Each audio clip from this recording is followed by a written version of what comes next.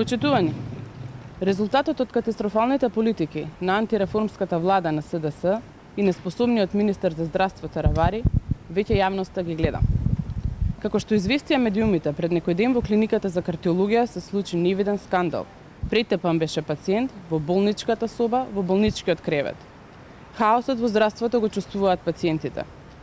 Откако го промени директорот на клиниката за кардиологија, реномираниот доктор Сашко Кедев, и на негово место го постави Бекин по цеста, клиниката за кардиологија од здравствена установа се претвори во дувло за насилство. Пациентите со право прашуваат дека во здравствените институции сега освен за своето здравје, треба да стравуваат и за својот живот, да не станат жртви на насилници.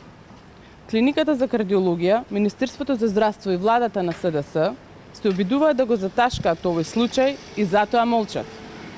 Ниту има информации, ниту има одговорност од првиот човек на клиниката, ниту има расчистување на ова срамно дело.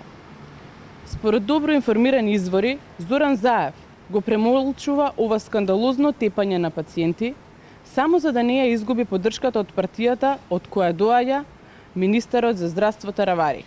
Очигледно, поважна им е власта од тоа што бил претепан пациент во својата болничка соба. Во здравството допрва ќе се случуваат скандалите.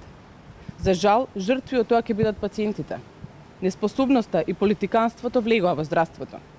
Оставката на министерот за здравство Таравари и директорот на клиниката за кардиологија е најмалку што може сега да направат овие уништувачи на здравствениот систем во државата.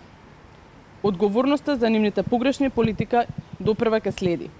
Граѓаните ќе го казнат на престојните избори и на тој начин ќе го најават крајот на оваа епидемија во здравствениот систем, кој секој ден го разорува здравството и грижата за пациентите. Благодарам.